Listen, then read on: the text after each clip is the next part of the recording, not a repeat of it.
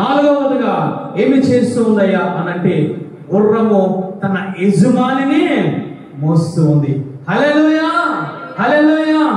నన్ను ఎత్తుకో యేసయ్యా, నన్ను ఎత్తుకో యేసయ్యా, నన్ను ఎత్తుకో యేసయ్యా, నన్ను ఎత్తుకో యేసయ్యా.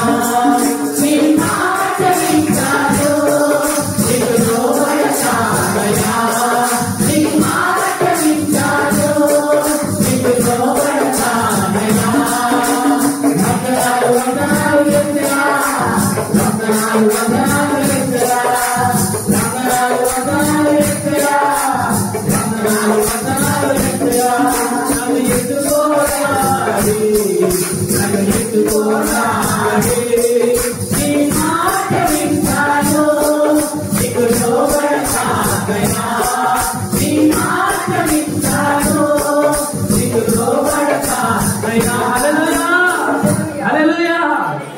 నీ నోటికి కళ్ళెము ఉంటే ఆయన నిన్ను ఎత్తుకుంటాడు. హల్లెలూయా. ఆయన నిన్ను ఎత్తుకోవాలంటే నువ్వు ముందు ఆయనను ఎత్తుకోవాలి. హల్లెలూయా. నువ్వు ముందు ఆయన ఎత్తుకోవాలి. నీకు ఆయన ఎత్తుకోవడం చేత కాదని చెప్పి ఆయన మాట్లాడుతూ ఉన్నాడు. పాప భారాన్ని మోసుకొని చెల్లారా నా యొద్దకు మీరు రండి, నేను విశ్రాంతినిస్తాను, నేను మిమ్మల్ని ఎత్తుకుంటాను. నన్ను ఎత్తుకోవడం మీకు చేత కాదు కావడం లేదు కాబట్టి, మీకు ఇదిగో ఏ విధంగా ఎత్తుకోవాలో అవగాహన లేదు కాబట్టి నేను మిమ్మల్ని ఎత్తుకుంటాను. సమస్త ప్రజలారా నా యొద్దకు రండి. ఏమి ఎత్తుకున్నాడు తెలుసా? ఆయన నీ పాప భారాన్ని ఆయన వీపు మీద ఎత్తుకుని కల్వరి శిలువలోనికి వెళ్ళాడు. హల్లెలూయా. యోహాను గారు మాట్లాడుతూ ఉన్నాడు. ఇదిగో పాప భారమును మోసుకొని పోవచ్చున్నా గొర్రె పిల్ల, దేవుని గొర్రె పిల్ల ఏమి చేశాడు ఆయన? నీ నా పాపములను, నీ నా శాపములను, నీ నా వంకరి మాటలను, నీ నా వంకరి చూపులను ఆయన భుజము ఎత్తుకొని ఏమి చేశాడు? కల్వరి శిలువలోనికి వెళ్ళి ప్రాణము పెట్టి విలువ పెట్టి కొనుక్కొని అప్పుడు నేను ఆయన ఎత్తుకోవడం ప్రారంభించాడు. హల్లెలూయా. ఈరోజు నువ్వు ఆయన ఎత్తుకుంటూ ఉన్నావా? గుర్రము యుద్ధ రంగంలో ఎవరిని ఎత్తుకొని వెళ్తుందో తెలుసా? యజమానిని ఎత్తుకొని వెళ్తుంది. ఎందుకయ్యా యజమానిని ఎత్తుకొని వెళ్తుందంటే దానికి నోటికి ఏమి ఉన్నాయా? మొట్టమొదటిగా కాళ్ళలో బలము ఉంది, రెండవదిగా నోటికి కళ్ళెము ఉంది, మూడవదిగా ఇగో వ్యక్తమైనవి చూడడం లేదు కాబట్టి యజమానుడు వచ్చి ఆ గుర్రం మీద కూర్చున్నాడు. హల్లెలూయా. గుర్రముతో మాట్లాడతాడు. కదా నేను నీ మీద ఉన్నాను కాబట్టి నువ్వు యుద్ధ రంగంలోకి వెళ్ళు, నువ్వు యుద్ధం వచ్చాయి, నువ్వు నిలబడు, నువ్వు పరిగెట్టు, కానీ యుద్ధం చేసేది నేనే. హల్లెలూయా. ఆయన మాట్లాడుతూ ఉన్నాడు. పాత నిబంధన గ్రంథంలో భక్తులతో మాట్లాడుతూ ఉన్నాడు. నేను ఇదిగో సైన్యములకు అధిపతియగు యెహోవానే, యుద్ధం చేసేవాడు నేనే. నీ యొక్క కాలంలో బలము ఉంటే, నీ యొక్క వ్యక్తమైన చూపులు నీలో లేకుండా ఉంటే, నీ నోటికి కళ్ళెము ఉంటే ఆయన నీ మీద ఉండి నీ పక్షాన యుద్ధము చేసేవాడు. హల్లెలూయా. ఆయన నీ మీద ఉంటాడు. ఆయన నీ మీద వచ్చి కూర్చొని ఉంటాడు. ఎందుకు తెలుసా? నీకు విజయాన్ని చేకూర్చడానికి. ఎప్పుడైతే గుర్రం మీద యజమాని కూర్చొని ఉన్నాడో, కళ్ళెమును లాగాడో అది వేగముగా పరిగెడుతుంది. హల్లెలూయా. ఎక్కడికయ్యా? యుద్ధ రంగంలోకి. ఎంత భీకరమైన యుద్ధమైనా సరే యజమానుడు పైన కూర్చొని ఒక్కసారి కళ్ళెము లాగితే అది పరిగెట్టడం ప్రారంభిస్తా. వ్యర్థమైన వాటిని చూడదు. తన కాలంలో బలము ఉంటుంది, తన నోటికి కళ్ళెము ఉంటుంది కాబట్టి విజయాన్ని సమకూరుస్తుంది. రోజు ఎవరిని మోస్తూ ఉన్నా? రోజు రక్షింపబడిన బిడ్డ ఎవరిని మోయాలి? వాక్యాన్ని మోయాలి. ఏమి మోయాలయ్యా? తండ్రి, కుమార, పరిశుద్ధాత్మ దేవుని నువ్వు మోయాలి. రోజు మనము మోస్తూ ఉన్నామా తల్లి? యెషయా గ్రంథము 46వ అధ్యాయం 4వ వచనంలో ఆయన మాట్లాడుతూ ఉన్నాడు. ముదిమి వచ్చే వరకు నేను ఎత్తుకున్న వాడును, నేనే తల వెంట్రుకలు నెరే వరకు ఎత్తుకున్న వాడును నేనే, నేను చేసి ఉన్నాను. చంక పెట్టుకుని ఎత్తుకున్న వాడును నేనే, నేను ఎత్తుకుని రక్షించేవాడును నేనే. హల్లెలూయా. ఎప్పుడు తెలుసా? ఆయన నువ్వు ఎత్తుకుంటే, ఆయన నీ భుజముల మీద ఉంటే, ఆయన పంపించిన పరిశుద్ధాత్మ నీ హృదయంలో ఎత్తుకుంటే, నీ హృదయంలో ఉంటే, ఆయన నువ్వు మోస్తే, వాక్యమై ఉన్న దేవుడు నువ్వు మోస్తే, ఆత్మ పరిశుద్ధాత్మను పొందుకొని ఆయన నువ్వు మోస్తే, ఆయన అంటూ ఉన్నాడు, ముదిమి వచ్చే వరకు, నీకు విజయం ఇచ్చే వరకు నేను నిన్ను చక్కన పెట్టుకొని మోస్తాను. హల్లెలూయా. ఈరోజు మనము మోస్తూ ఉన్నామా తల్లి? మోస్తూ ఉన్నామా? మోసినట్టు మోసి విడిచిపెట్టేస్తూ ఉన్నాం. మోసినట్టు మోసి చంకలోంచి కిందకి దింపేస్తూ ఉన్నాం. ఒక పిల్లని ఒక తల్లి అప్పుడే పుట్టిన శిశువును ఎక్కడ ఎత్తుకుంటుంది తెలుసా? గుండెల మీద ఎత్తుకుంటుంది. కొంతకాలానికి చంకలో ఎత్తుకుంటుంది, కొంతకాలానికి భుజం మీద ఎత్తుకుంటుంది. దేవాది దేవుడు అదే మాట్లాడుతూ ఉన్నాడు. నేను చంకను ఎత్తుకుంటూ ఉన్నాను, ఇదిగో నేను తల వెంట్రుకలు మెరిసి అంటే నేను పైన ఎత్తుకుంటూ ఉన్నాను. రక్షించేది నిన్నే రక్షిస్తూ ఉన్నాను నేను అని మాట్లాడుతూ ఉంటే మనం ఏమి చేస్తూ ఉన్నాము తెలుసా? చంకలో ఉన్న దేవాది దేవుని ఎత్తుకోవద్దురా బాబు నన్ను అని చెప్పి విడిచిపెట్టి లోకంలో గంతులు వేయడానికి పారిపోతూ ఉన్నా. హృదయం ఆయన పెట్టుకుంటే, హృదయం తాకి పరిశుద్ధాత్మ దేవుడు నీ హృదయంలో ఉండి నిన్ను ఎత్తుకుంటే నాకు ఆత్మ అవసరం లేదని చెప్పి ఇష్టం వచ్చినట్టు బయటకు వెళ్ళిపోతూ ఉన్నావు. ఇదిగో ఈ శ్రమల నుంచి, ఈ కష్టం నుంచి, ఈ యుద్ధ రంగం నుంచి నీకు విజయం సాధిస్తానని చెప్తూ ఉంటే నువ్వు పరిగెత్తుకొని సాతాను ఒడిలోనికి పారిపోతూ ఉన్నావు. ఈరోజు ఎత్తుకుంటూ ఉన్నావా? ఆయనని ఎత్తుకుంటే ఆయన నిన్ను ఎత్తుకునే దేవుడు. హల్లెలూయా. నీ భర్త నిన్ను ఎత్తుకోపోవచ్చు కొంతకాలానికి, కానీ ఆయన అంటూ ఉన్నారు, ముదుము వచ్చే వరకు నేను ఎత్తుకుంటాను. హల్లెలూయా. ఎప్పటి వరకు తెలుసా? నువ్వు చనిపోయే వరకు నేను ఎత్తుకుంటాను. నువ్వు చనిపోయిన తర్వాత కూడా పరిశుద్ధాత్మ దేవుడు నిన్ను కూడా మేఘములకు తీసుకుని వెళ్ళిపోయేది. హల్లెలూయా. ఎత్తుకుని తీసుకుని వెళ్ళిపోయేది. ఆయన ఎత్తుకుంటూ ఉన్నావా తల్లి? స్తెఫనును రాళ్ళతో కొడుతూ ఉన్నారు. స్తెఫను ఏ విధంగా కొడుతూ ఉన్నారో తెలుసా? వాక్యాన్ని మోస్తూ ఉన్నాడు, ఆత్మను మోస్తూ ఉన్నాడు, ఆత్మ కోసం చాటిస్తూ ఉంటే స్తెఫనును రాళ్ళతో కొడుతూ ఉన్నారు. వాళ్ళందరూ ఒక్కొక్క రాయి తగులుతూ ఉంది, రక్తము కారుతూ ఉంది, ఒక్కొక్క రాయి తగులుతూ ఉంది, అవయవాలు పాడైపోతూ ఉన్నాయి, ప్రాణము పోయే స్థితిలో ఉన్నాడు స్తెఫను. ఒక పక్కన సౌలు అంటూ ఉన్నాడు, ఇదిగో మీరు కొట్టండి, మీరు కొట్టి చంపేయండి. అయినా సరే దేవాది దేవుని స్తెఫను మోసాడు. ఏ విధంగా తెలుసా? ఒక్కొక్క రాయి తగులుతూ ఉంటే వాక్యాన్ని బోధిస్తూ ఉన్నాడు, ఒక్కొక్క రాయి తగులుతూ ఉంటే పరిశుద్ధాత్మ దేవుని కోసం బోధిస్తూ ఉన్నాడు, ఒక్కొక్క రాయి తగులుతూ ఉంటే ఆయన కోసం, ఈ యొక్క జన్మ కోసం ఆయన ప్రార్థన చేస్తూ ఉన్నాడు. ఒక్కొక్క రాయి తగులుతూ ఉంటే అయ్యా నా ఆత్మను నీ చేతికి అప్పగించుకొని ఆయన ఆరాధిస్తూ ఉన్నాడు. శ్రమ కలిగిందని, కష్టము కలిగిందని, రాళ్ళు తగిలాయని, కన్నీరు వచ్చిందని చెప్పి స్తెఫను దేవాది దేవుడు విడిచిపెట్టలే. యుద్ధ రంగంలో ఉండి ఆ యొక్క గెలుపునిచ్చాడు. హల్లెలూయా. ఆ గెలుపును చూసి యేసయ్య సింహాసనం మీద నిలబడి స్తెఫనును ఆహ్వానించాడు. ఈరోజు ఎవరిని మోస్తూ ఉన్నావు? దేవాది దేవుని వాక్యాన్ని మోయగలుగుతున్నావా? ఆయన పంపించిన పరిశుద్ధాత్మ దేవుని నీ హృదయంలో పట్టుకుని జీవితాంతము మోయగలుగుతూ ఉన్నావా? గుర్రము యజమానిని మోస్తూ ఉంది. హల్లెలూయా. ఎందుకు తెలుసా? తన కాళ్ళలో బలం ఉంది కాబట్టి, తన నోటికి కలిమ ఉంది కాబట్టి, ఇదిగో వ్యర్థమైన వాటిని చూడదు కాబట్టి గుర్రము యజమానిని మోస్తూ ఉంది. ఈరోజు నీ కాళ్ళలో బలం రాకపోతే యేసయ్యను మొయ్యలేవు, నీ నోటికి కళ్ళం రాకపోతే యేసయ్యను మొయ్యలేవు, నీవు వ్యర్థమైన వాటిని చూస్తూ ఉంటే యేసయ్యని మొయ్యలేవు. నువ్వు మొయ్యాలంటే నీ కాళ్ళలో మోకాలు జీవితం ఉండాలి, కన్నీటి ప్రార్థన ఉండాలి, నువ్వు వ్యర్థమైన వాటిని చూడకుండా యేసయ్యను చూస్తూ ఉండాలి, నీ నోటి ద్వారా వ్యర్థమైన మాటలు మాట్లాడకుండా యేసయ్య వాక్యాన్ని ఆయన ఆరాధనలు చేయగలగాలి. అప్పుడు నువ్వు యేసయ్యను మోస్తావు. హల్లెలూయా. ఎత్తుకో యేసయ్యా, నన్ను ఎత్తుకో యేసయ్యా,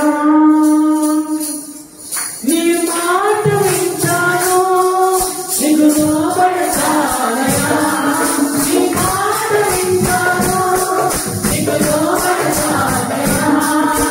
వందనాలు వందనాలు యేసయ్యా, వందనాలు వందనాలు యేసయ్యా, వందనాలు వందనాలు యేసయ్యా, వందనాలు వందనాలు యేసయ్యా.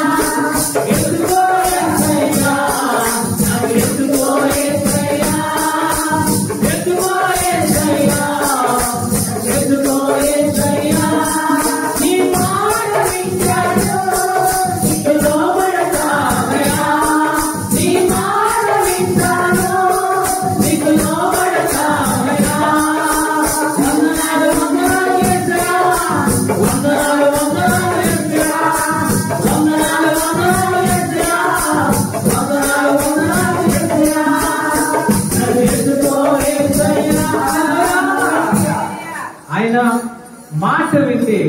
నీకు శ్రేష్టం. ఆయన మాట వినకపోతే నీకు కష్టం. ఆయన నీ మీద ఉంటే నీకు విజయం. దేని మీద? నీ అనారోగ్యం మీద, నీ అప్పుల బాధ మీద, నీ కుటుంబంలో అశాంతి అసమాధానం మీద, నీ ఆత్మీయ జీవితం మీద ఆయన విజయం సాధిస్తారు. హల్లెలూయా. మాట వినకుండా, నీలో బలం లేకపోతే, ఆయన మాట వినకుండా వ్యర్థమైన వాటిని చూస్తే, ఆయన మాట వినకుండా నీ నోటికి కళ్ళెమ లేకపోతే, ఆయన మాట వినకుండా ఆయన నువ్వు ఎత్తుకోకపోతే కష్టాలే, శ్రమలే. ముగించుకుందాం. ఐదవదిగా ఎలాగ ఉంటుంది గుర్రము తెలుసా? మొట్టమొదటిది, ఆయన గుర్రము కలిగి ఉండే లక్షణం ఏమిటయ్యా అంటే బలము కలిగి ఉంటుంది. బలం అనగా ఏమిటంటే మోకాళ్ళ జీవితం. రెండవదిగా యొక్క కళ్ళకు గంతలు ఉంటాయి, అంటే వ్యర్థమైన వాటిని నువ్వు చూడకూడదు.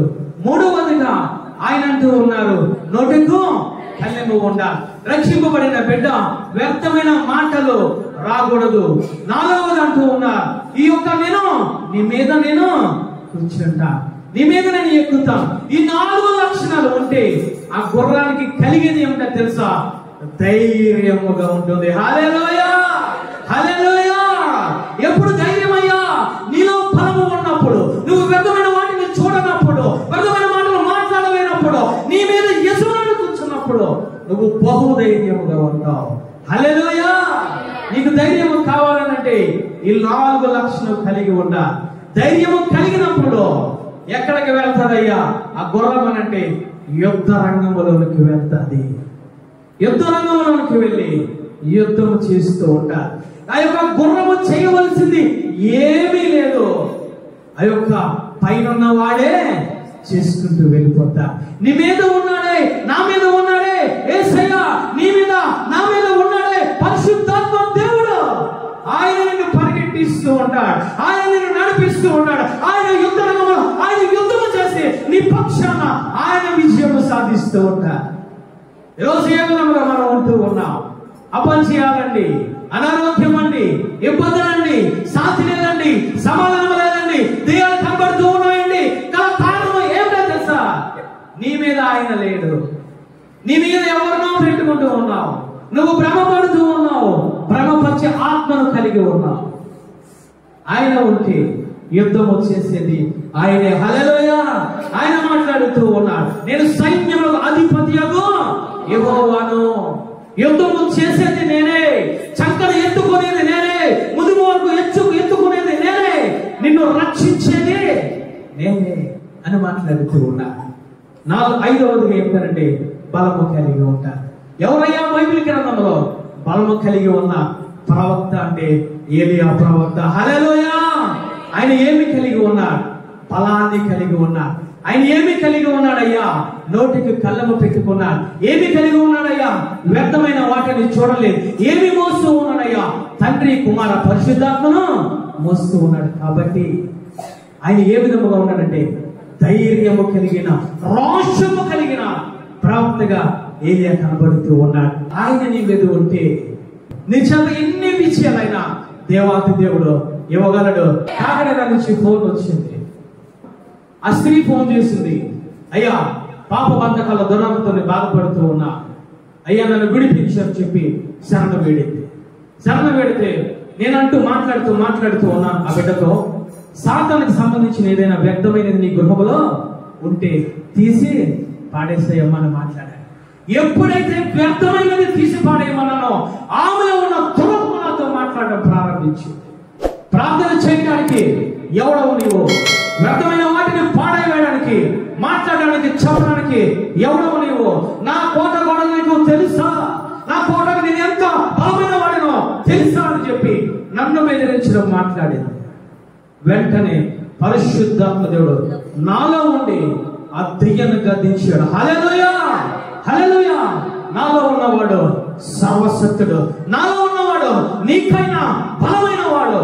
ప్రార్థన చేయగా, గద్దించగా, కడుపులో ఏదో పెట్టారు ఆమెకి. ఆమె వెళ్ళి వామిటింగ్ చేసుకోవడం మొదలు పెట్టింది. ఆమె వెళ్ళి కింద కట్టడం ప్రారంభించింది. హల్లెలూయా. విడిచి వెళ్ళిపోయింది దురాత్మ. కారణం ఏమిటో తెలుసా?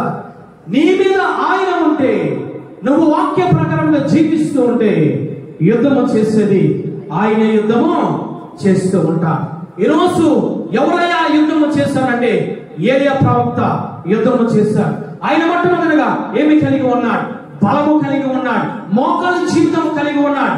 ఆయన మాట్లాడుతూ ఉన్నాడు, 3.5 సంవత్సరంలో వర్షమైనను మంచైనను కురవకూడదు, కురవ మానివేసి తర్వాత 3.5 సంవత్సరాల తర్వాత మోకరించి ప్రార్థన చేస్తూ ఉన్నాడు. వర్షాన్ని కురిపించాడు. హల్లెలూయా. ఎక్కడదయ్యా బలం అంటే మోకాళ్ళలో ఉంది ఆయన బలము.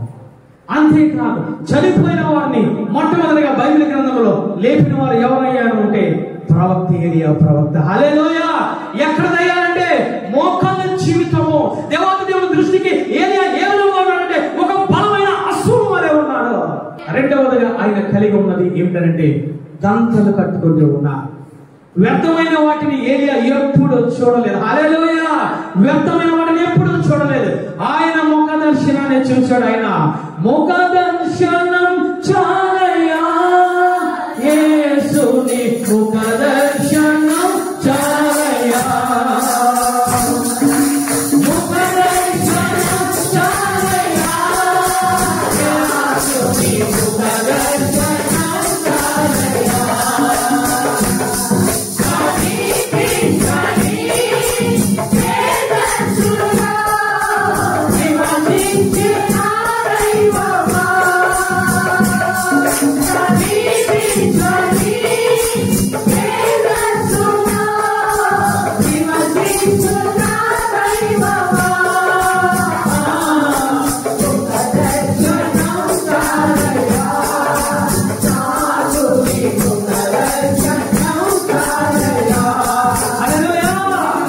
చాలయ్యా. ఆయన ఒక దర్శనాన్ని చూశారు. ఆ యొక్క పనివాడితో మాట్లాడుతూ ఉన్నా, వెళ్ళు సముద్రం చూడు, సముద్రం మీద ఏదైనా కనబడుతుందో చూడు, నేను ఇక్కడ మోకరించాను, సముద్రం మీద ఏదైనా కనబడుతూ ఉందని చూడు. 7 సార్లు పంపించా, కానీ నిరాశ చెందలేదు. 7వసారి చూస్తూ ఉంటే హస్తము కనబడింది, దేవ హస్తము. హల్లెలూయా. ఏ విధముగా చూస్తూ ఉన్నాడు తెలుసా? ఆయన యొక్క ముఖాన్ని చూస్తూ ఉన్నాడు, ఆయన యొక్క పాదపీఠాన్ని చూస్తూ ఉన్నాడు, ఆయన బలపీఠాన్ని చూస్తూ ఉన్నాడు, ఆయన పైన వాటినే ఏలియా ప్రవక్త చూస్తూ ఉన్నాడు. మూడవదిగా నోటకు కళ్ళెము ఉంది ప్రవక్తకు. ఆయన మాట్లాడుతూ ఉన్నాడు. ఆయన మాట్లాడే మాట ఏంటో తెలుసా? మొట్టమొదటిగా యెహోవా జీవము తోడు, నేను ఎవరి పక్షాన నేను నిలబడ్డానని ఆయన మాట్లాడతాడు. అంటే ఎవరిని పక్షాన ఉండి మాట్లాడుతున్నాడు తెలుసా?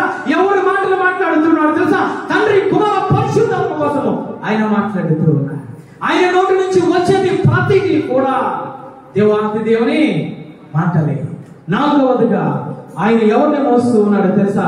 దేవాది దేవుని మోస్తూ ఉన్నాడు. ఎవరినయ్యా? తండ్రి కుమార పరిశుద్ధాత్మ దేవుని మోస్తూ ఉన్నాడు.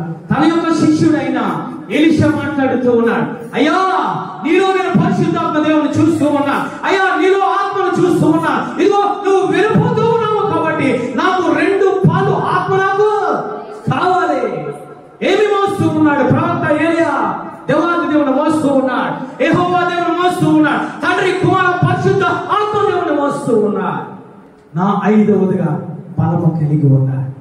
ఎప్పుడైతే మోకాలి జీవితాన్ని కలిగి ఉన్నాడో, ఎప్పుడైతే నోటిని అదుపులో పెట్టుకొని దేవాది దేవుడు మాటలే మాట్లాడుతూ ఉన్నాడో, ఎప్పుడైతే వ్యర్థమైన వాటిని చూడకుండా యేసయ్యను చూస్తూ ఉన్నాడో, ఎప్పుడైతే యేసయ్యను మోయిస్తూ ఉన్నాడో, అతనిలో బహుధైర్యం కలిగిన అంటూ ఉన్నాడు, నేను ఎవరికి పక్షంగా నిలబడి ఉన్నానో తెలుసా?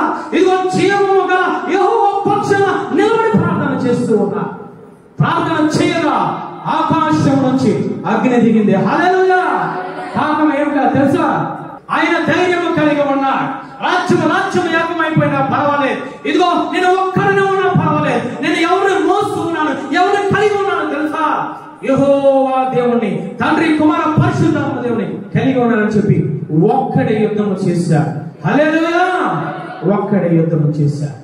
850 మంది ఆ యొక్క ఐశ్వర్య ప్రవక్తలను కత్తితో ఒకే ఒక్కడు చంపగలిగాడు. అగ్ని రథములు వచ్చాయి, ఏలియా ప్రవక్తను తీసుకొని వెళ్ళిపోతూ ఉన్నాయి. వెళ్ళిపోతూ ఉన్నప్పుడు ఎలీషా ప్రవక్త మాట్లాడుతూ ఉన్నాడు, నా తండ్రి ఇదిగో ఇశ్రాయేలు ప్రజలకు రథములు నీవే అని కేకలు కేకలు వేస్తూ ఉన్నారు.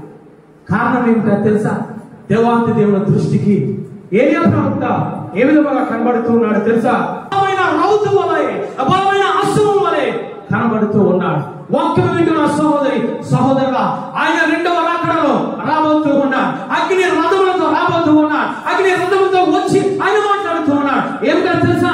నా ప్రియురాలా, నువ్వు అశ్వం వలె ఉన్నావా? నువ్వు బలము కలిగి ఉన్నావా? నన్ను నువ్వు చూస్తూ ఉన్నావా? ఇగో నా నడులు ఉచ్చరిస్తూ ఉన్నావా? నన్ను నువ్వు మోస్తూ ఉన్నావా? బహు ధైర్యము కలిగి ఈ లోకాన్ని నువ్వు జయించావా? ఓ ప్రాణేశ్వరి, నా ప్రియురాలా, నేను మధ్యాకాశాన్ని సింహాసనం మీద ఉండి, ఇదిగో అగ్ని రథముల మీద ఉండి మధ్యాకాశం గురించి నేను మాట్లాడుతూ ఉన్నా. నా ప్రియురాలా, నువ్వు నా దగ్గరికి రా. ఆయన పిలిచేటప్పుడు నువ్వే విధముగా ఉన్నాడో తెలుసా? బలము కలిగి ఒక అశ్వం వలె ఉండాలి. బలము కలిగి ఒక గుర్రము వలె ఉండాలి. బలము కలిగి ఇగో ఏలియా ప్రవక్త వలె ఒక్కడివే నువ్వు ఈ లోకాన్ని జయించగలిగి బలమైన ప్రార్థన జీవితంలో బలమైనగా ఆయనను చూస్తూ, బలమైన మాటలతో ఆయనను స్తుతిస్తూ, ఆయనను మోస్తూ బహు ధైర్యము కలిగి ఈ లోకాన్ని జయించగలిగి ఉండాలి. అప్పుడే ఆయన నిన్ను మధ్యాకాశం నుంచి అగ్ని రథముల మీద వచ్చి ఆ రథముల మీద నిన్ను కూర్చోబెట్టి తీసుకుని వెళ్ళిపోతారు. బైబిల్ గ్రంథం సెలవిస్తుంది, పిరికి వారు పరలోక రాజ్యానికి వారసులు కారు. ఎందుకయ్యా పిరికి వారు? నీలో బలం లేకపోతే నువ్వు పిరికివాడివే. నువ్వు వ్యర్థమైన వాటిని చూస్తూ ఉంటే నువ్వు పిరికివాడివే. వ్యర్థమైన మాటలు నువ్వు మాట్లాడుతూ ఉంటే పిరికివాడివే. ఆయనను మోయకుండా వేరే వాటిని మోస్తూ ఉంటే నువ్వు పిరికివాడివే. ఈ లోకాన్ని ధైర్యం కలిగి జయించకపోతే నువ్వు పిరికివాడివే. ఆయన అంటూ ఉన్నారు, మధ్యాకాశానికి వచ్చి అంటూ ఉన్నారు, పిరికివారు పరలోక రాజ్యానికి వారసులు కారు.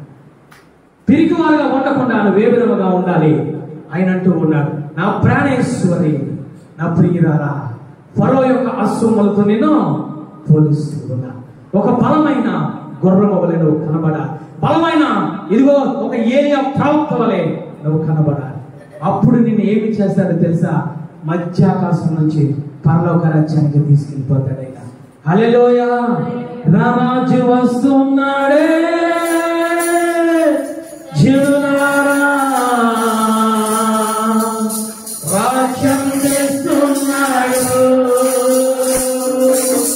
త్వరపడి వేగపడండి, ప్రభుని చేరపడండి.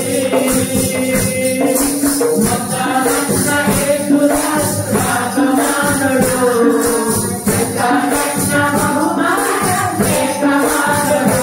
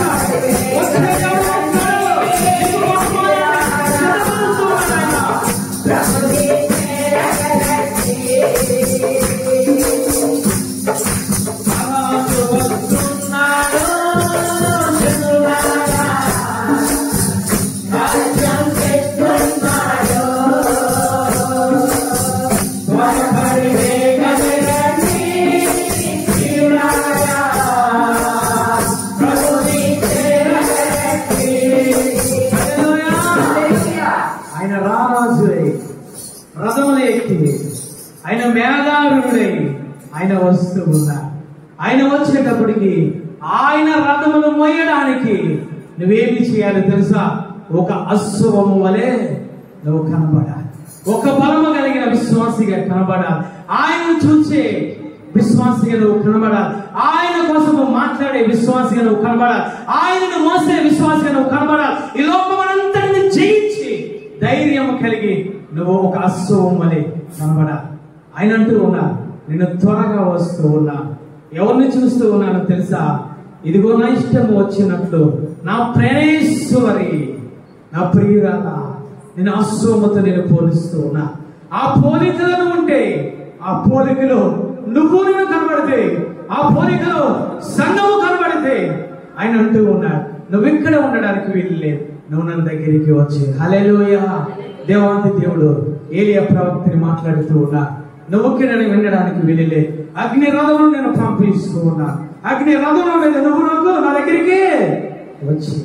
ఈరోజు ఏ సిద్ధపాటు నువ్వు కలిగి ఉన్నావు తల్లి? నువ్వు సిద్ధపాటు కలిగి ఉంటే 5 లక్షణాలు కలిగి ఉండాలి. 1, మోకాళ్ళ జీవితాన్ని కలిగి ఉండాలి. 2, నువ్వు వ్యర్థమైన వాటిని చూడకుండా పైనున్న వాటిని చూడాలి. 3వదిగా నీ నోటితో ఆయనను స్తుతించాలి. నీ నోటితో ఆయనను ఆరాధించాలి. నీ నోటితో కన్నీటి ప్రార్థన కలిగి ఉండాలి. 4వదిగా ఆయన నువ్వు ఈ భూమి మీద ఉన్నప్పుడే మోస్తే ఆయన అంటూ ఉన్న మృతివి వచ్చిన తర్వాత కూడా నేను చంకన పెట్టుకొని నేను ఎత్తుకెళ్ళిపోతానని మాట్లాడుతున్నా. 5వది అంటూ ఉన్నా, నువ్వు ధైర్యము కలిగి ఉండాలి. శ్రమ వచ్చినా కన్నీరు వచ్చినా నేను ఈ మీద ఉన్నాను కాబట్టి, నేను నిన్ను మోస్తూ ఉన్నాను కాబట్టి, నేను నీకు విజయం సాధిస్తాను కాబట్టి నువ్వు ధైర్యము కలిగి ఉండాలని ఆయన మాట్లాడుతూ ఉన్నాడు. ప్రార్థన చేసుకుందాం. ఆయన అంటూ ఉన్నాడు, నా ప్రాణేశ్వరి, ఇదిగో నిన్ను చూసేటప్పటికి నువ్వు బహుధైర్యము కలిగి ఫరో యొక్క రథ అశ్వముల వలె ఉండాలి. ఆయన అంటూ ఉన్నాడు, ఎవరయ్యా రథ అశ్వముల వలె ఉంటారు? ఆయన దర్శించిన బిడ్డలు మాత్రమే. ఆయన దర్శిస్తే నువ్వే విధముగా మారిపోతావు తెలుసా? బలమైన దానిగా మారిపోతావు. ఆయన దర్శిస్తే నువ్వు వ్యర్థమైన వాటిని చూడవు. ఆయన దర్శిస్తే నీ యొక్క కళ్ళు మారిపోతాయి, నీ యొక్క మాటలు మారిపోతాయి. నువ్వు ఆయనను మోచేదానివిగా, ఆయన మోసేవాడివిగా నువ్వు బహుధైర్యము కలిగి ఉండవు. ప్రార్థన చేసుకుందాం.